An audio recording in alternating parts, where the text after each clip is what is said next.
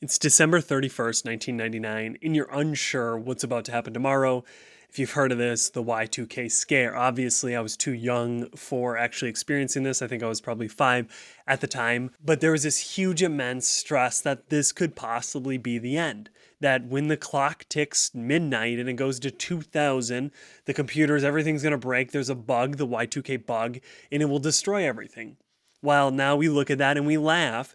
Many smart people were in that time thinking that that might happen. And that is where we're at with this podcast. It's merely what seems like the end of season 3 of what we've built together. I have a child on the way in less than a month. But truly, as we look at 2000s from 2024, today, it was merely the beginning, merely the spark, the internet that got us to AI, artificial intelligence, all these things that we're now playing with. We never would have thought in 1999 because we thought it was over. We thought we could be done. So all that to say that this podcast is just starting. This is only the beginning. And my goal is to help you continually make progress in the future because like in 2000 to today, marketing will be drastically different in a year, 2, 3, 4, 5 years. So I want this podcast to be a place that you can come to listen, learn, and grow and be a modern marketer no matter what the time is. So thank you for being here. And again, this is not the end. This is just the beginning. Run the intro. Welcome to the final episode of season 3 of On Marketing, a show where we explore what marketing is, like really is. I won't tell you what to think. I'll help you improve how you think about marketing. It's October 15th, 2024. I'm Jordan Ogren, a marketing strategist by day and a podcast host by night. Before we get in, all opinions shared in this podcast are the individual views of the hosts and guests, not those of their employers or associated organizations. This content is intended for informational purposes and should not be considered professional marketing guidance. Listeners act on the information provided at their own risk. Again, thank you for being on this journey with me. Before I jump into the episode, I just want to give you an agenda of what I plan to discuss. First, I want to recap where we've been, the origin of this podcast in the last season, share what's next, where are we going, and then I want to provide 3 tips, powerful tips for modern marketers or those who want to become a marketer, and then finish with my gratitude to you, the listeners, and any guest who has been on the show. So let's set the stage of this podcast. It was the start of 2022, and I was jumping into a SaaS marketing role. I had never marketed a SaaS product before, and I thought, what's the best way to learn SaaS marketing than to talk with a bunch of smart SaaS marketers? So I interviewed on season 1, 26 SaaS marketers who were able to help me understand what is marketing in the SaaS world. But under that, there was many conversations going on that were around marketing. We need to do more marketing. Why aren't we marketing enough? And that gave me a light bulb that when we say marketing, we don't mean the same thing. We're both talking about something totally different. So that made me realize there's an importance about talking about the definition, aligning on the definition, and continually updating that definition. And that's why this show started. It came from a place of trying to learn and grow. And then just as I've continually learned and grown, my own definition has continually progressed and evolved. So I thought, why not just keep doing this? Bringing people on even that were in the past to kind of say, what is marketing today? Is it the same answer that you had 4, 3, 2 years ago? So that's the origin of this podcast, and where it really came from was a place of me connecting with others and learning. And I want that to be a space for you to do the same. Obviously, as a listener, learn, but come on the show as a guest. I will be sharing in a little bit this new format that I have in my mind going forward, which just opens a door for so many others to come on and just talk marketing, talk life, because you don't need to be an expert at it. Now I want to touch on season 3, which we just finished. The season opened with Matt Froelich, who touched on social content podcast. He's a local Green Bay native marketer, so it was really fun to chat marketing with someone who's in the same city as I am to see the differences. Episode 2, we talked with Deandro Escobar, a really well-refined thought leader around content and this idea around the total addressable attention.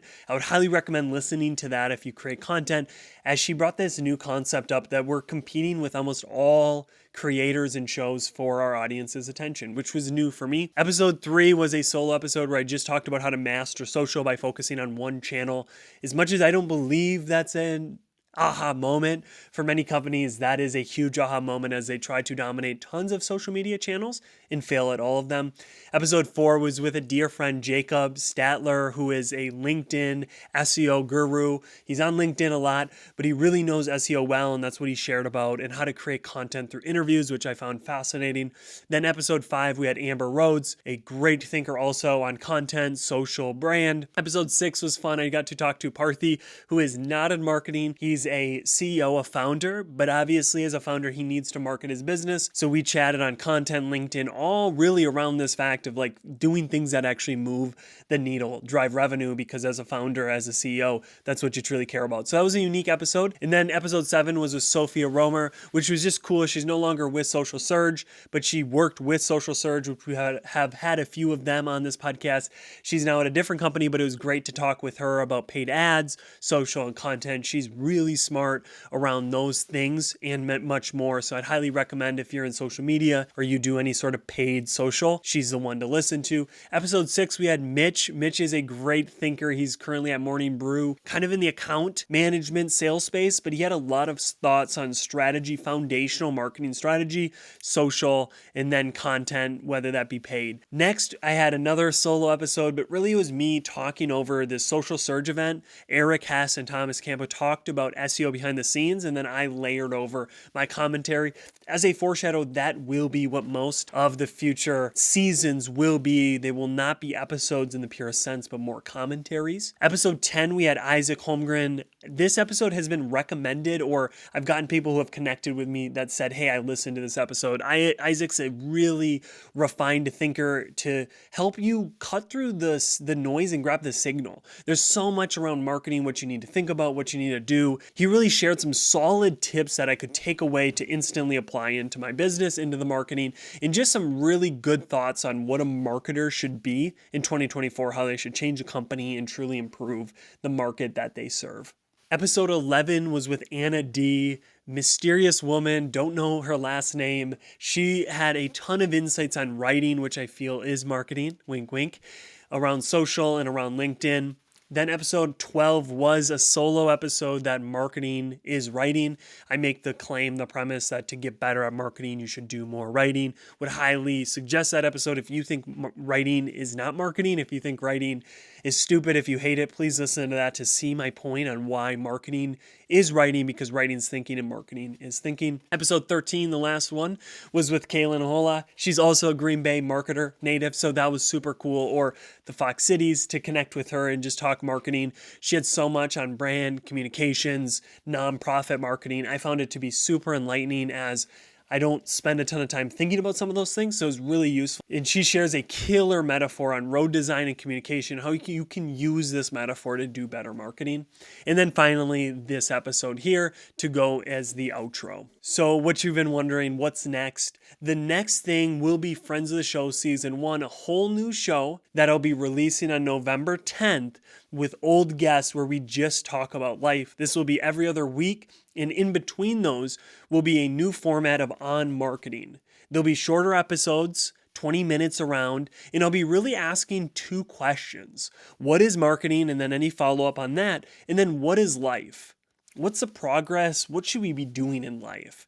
And I find that those 2 questions will provide enough content that we can keep reaffirming what is marketing, and then as I find a lot of great marketers think well about life, what is life? Well, what are we doing here? Because I find both to be important to contemplate and then to take action from. A big change will be that the seasons are going away. This was season 3 of On Marketing. That will no longer be. Every new On Marketing episode will just be a number, and that will be how I share those. So what will be new seasons? New seasons will be projects.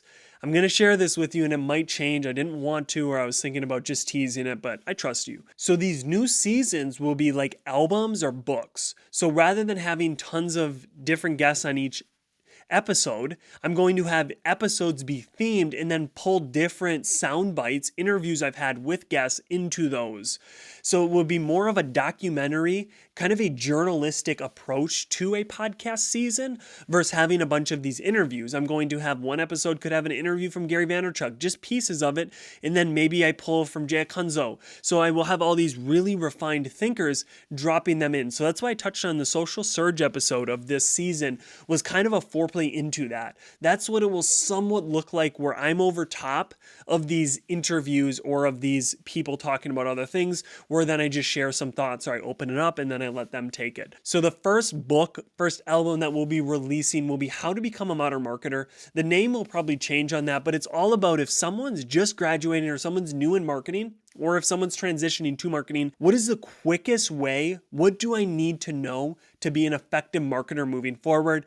A lot of marketers join companies and they think the things they learned in school will help that company grow or do good marketing, and they find out it doesn't. It was all a joke. Joke is on you. You spent all that money for nothing. I have a bachelor's, so I'm also getting joked on. But this podcast, that season, will be what you just need to listen to or read, because it will also be a book, to understand how to be a good marketer today. So 2 weeks after this podcast will be when the first episode of Friends of the Show drops. And then after that, I will sprinkle in the new On Marketing series with an April-ash 420, I'm hoping, to release this full project season, which will be super fun and hopefully brings you more progress than just these one-off interviews, but we'll still have those for you. If you know me, I'm all about helping. I'm all about giving value up front. So now I want to touch on 3 tips for modern marketers, as I've had tons of conversations both on this podcast and outside of this.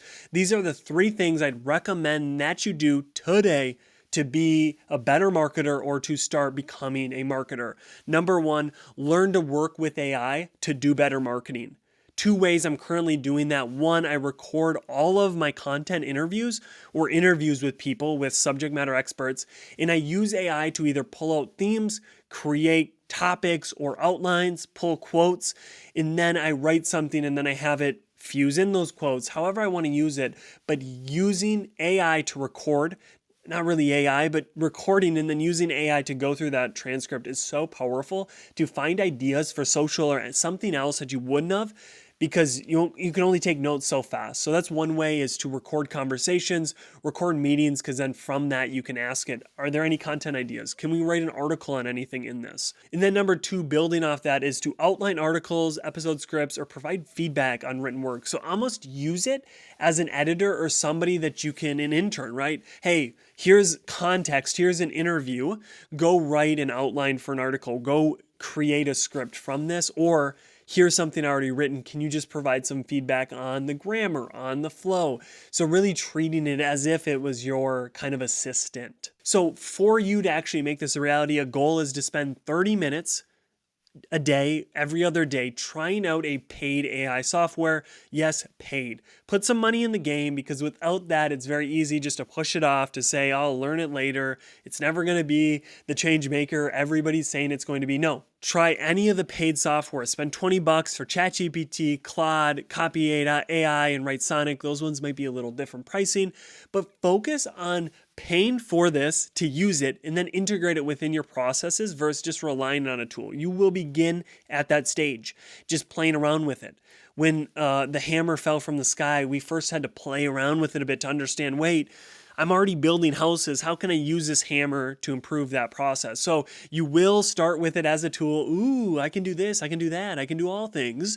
But then understand, okay, I have a content process. I have a marketing strategy process. How can I use the AI to improve the process versus only looking at it as a tool? Look at process first and then insert the tool. Number 2 is get good on video. With TikTok, YouTube, Instagram, all prioritizing video. That's a big word. And vision glasses in the future.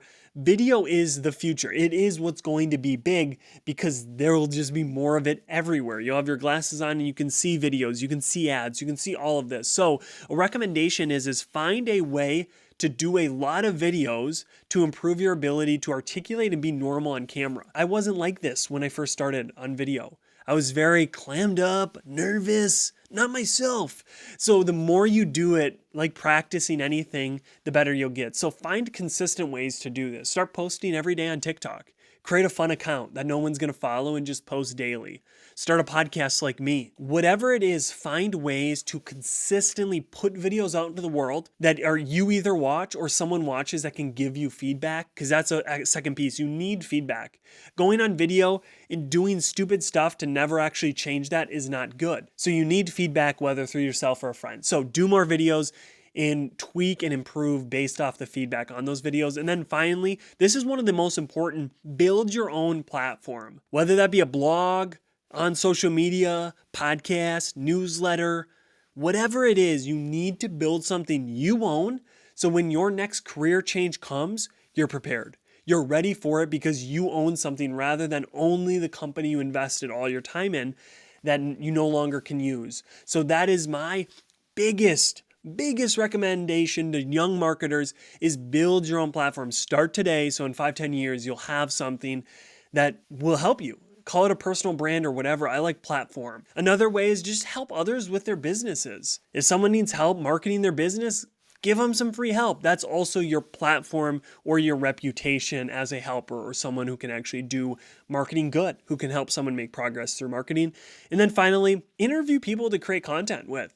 You get to connect with them, you get to learn from them, and you create better content that is a collaborative approach versus you trying to act like the expert. And sadly, I'm not an expert at anything. So this is a great way to just get more comfortable sharing your ideas with them being kind of someone else's ideas. Hey, I interviewed the CMO of this company and here's what they said and here's my thoughts on that, is a lot better than, hey, go do that, or here are 3 tips for modern marketers. Oops, I just did that. Finally, I deeply appreciate you being here. I could not be more thankful that you've been on this journey, whether you joined in season 3 or you've been here since season 1. Your presence, your viewership means the world to me. And if you've been a guest on this podcast, you make this podcast what it is. So thank you, because you make this worth doing and something that fills me up, fills my cup. I will speak to you again before Baby O arrives, so I won't give you a long tangent on that. I will have so much to share and learn through this process, but I'm excited to continue bringing you new stuff and things that just help you make progress on marketing and life, the things that matter to you. So thank you for being here. Take care, and please, please stay curious.